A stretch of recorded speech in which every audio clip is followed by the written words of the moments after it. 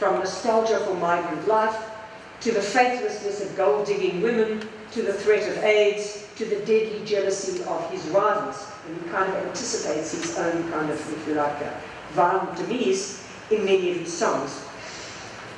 They feature him on covers in a range of syncretic costumes, often hip jackets made of cowhide, set against wild Zulu landscapes in a kind of synthetic Zululand. And often, interestingly, and this I wanted to show you, he appears as a double. This is long before the question of him disappearing and dying and returning. There were often two Kulekanis, the man and his doppelganger, each in different attire. And many of these covers were kind of photoshopped by him and his family himself. So there's a kind of interesting kind of prefiguration of this problem of the man and his other, long before the story begins, really, in its formal terms. It was this compelling persona, situated at once in Zulu autochthonous and Afro-modern personhood, to which John Kabashi, one identified by the police, aspired. Whether or not he is who he claims to be, he is able to play plausibly enough to impersonate the master Maskandi, and as many admiring prison personnel told us. The genre, after all, was integral to everyday existence in many Zulu communities, woven into their kinship reciprocities. Performers were often held to have bequeathed this gift to their successors. Kulekani had learned his signature style from his mother's brother. So a kind of artistic reincarnation was built into the form of the music itself. Now, as I've noted too, the counterpoint between the criminal and artistic performance was not unusual. Other successful Maskandi, like many hip-hop artists in the US, had had prior careers as gangsters. What is more, the genre itself seems oddly appropriate to imposture. As Catherine Olson, this very trusting ethnomusicologist from the University of Natal, puts it, and I quote her, impersonation fits well with Maskanda. Many musicians put on identities in performance as a way of claiming something lost, giving authenticity not only to the music, but to who they actually are. Even, it appears, at the risk of crossing the line provocatively between the licit and the illicit. In one remarkable twist to our story, a music producer was accused in March this year of stealing a 12-song CD by another well-known musician and reissuing it under the joint name of Kulekani and Kabashi, of the original and the imposter. Now, this was a highly inventive, provocative counterfeit that depended on a kind of meta-imposture at the intersection of the life, death, and resurrection of Kulekani. The album is reported to be selling widely.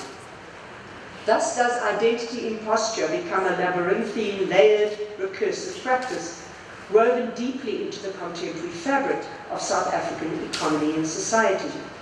But not only here, as, to go back to Damon Galbert, the writer, he suggests in the age of deregulation, dissembling everywhere becomes the art of the possible.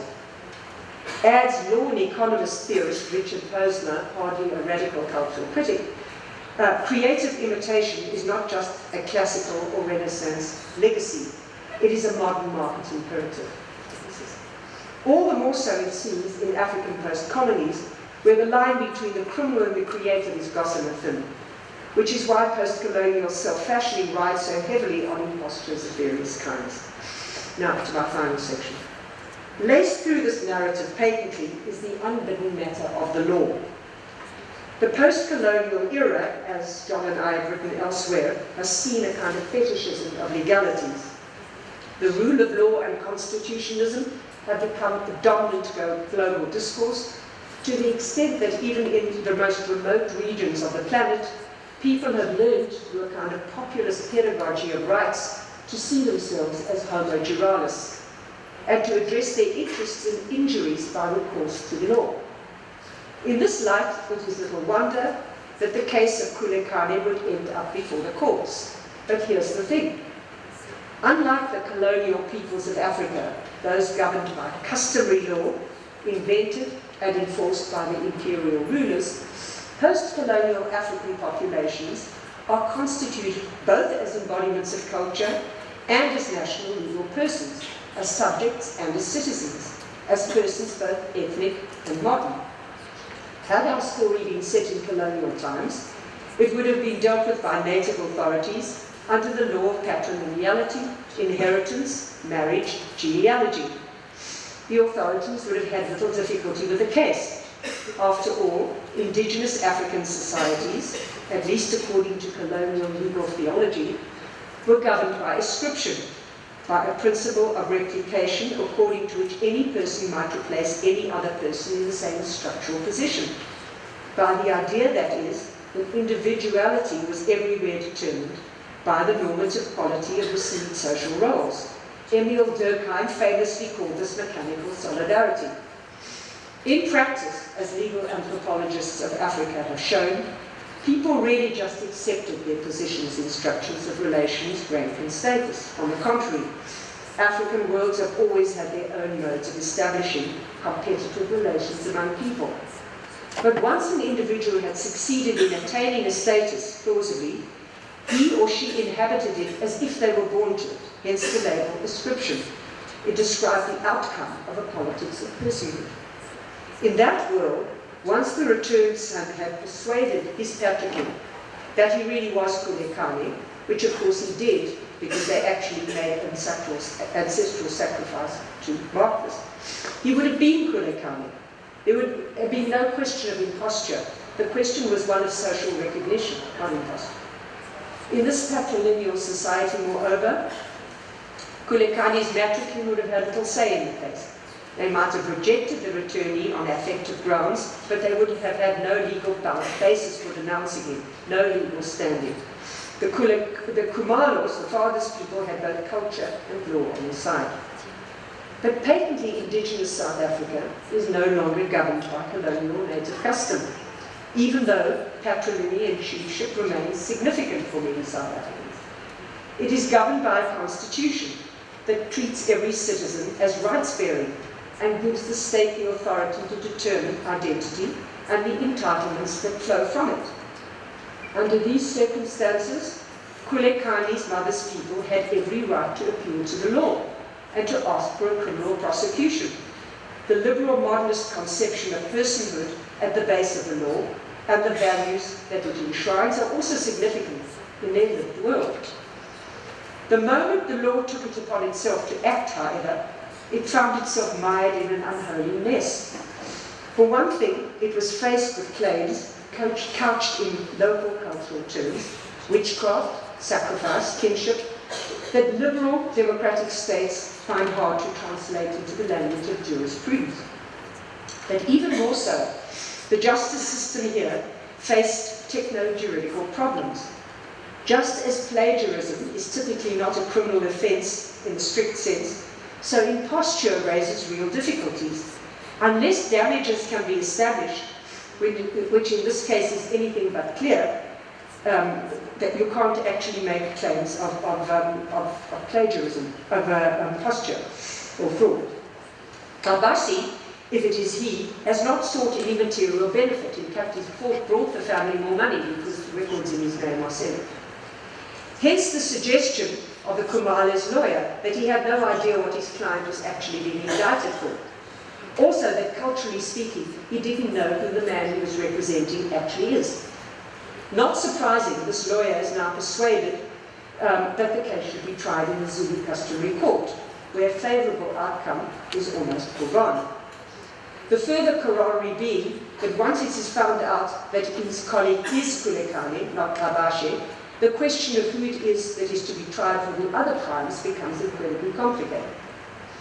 Already the defendant has taken to saying that the crimes were committed while he was a zombie captive, which may be one of the most original alibis in South African legal history.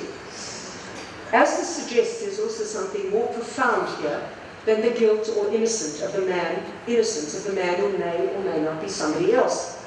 Something inherent in a post-colony in which the law of the state is confronted, on the one hand, by the nature of difference and its frequent refusal of the lingua franca of legalities, and on the other by something which the South African writer Ivan Vladislavic has called the exploded view, a world rendered so heterogeneous, so difficult to read, that it inculcates a sense of implosion, edginess, and infinite possibility.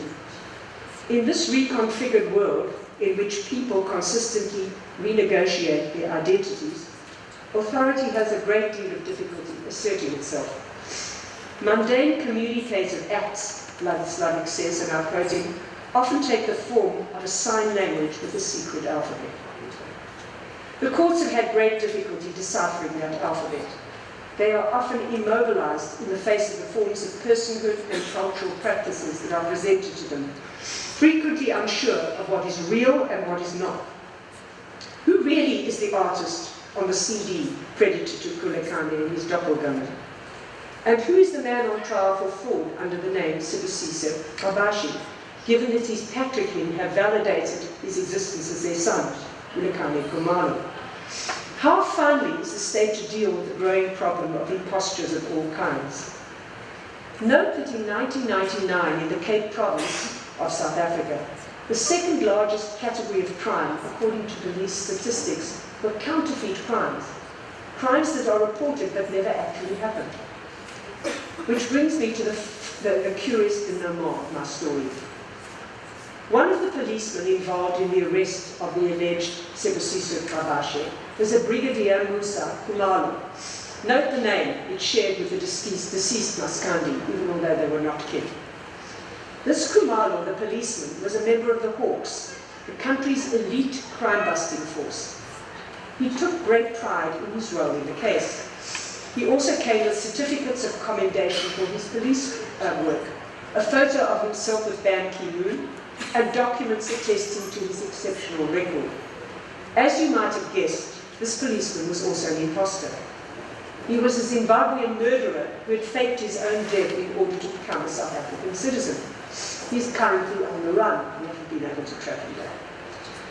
Nor, of course, is Musa Komala the only fake cop in the country, although he may be one of the few that's actually captured other fakes.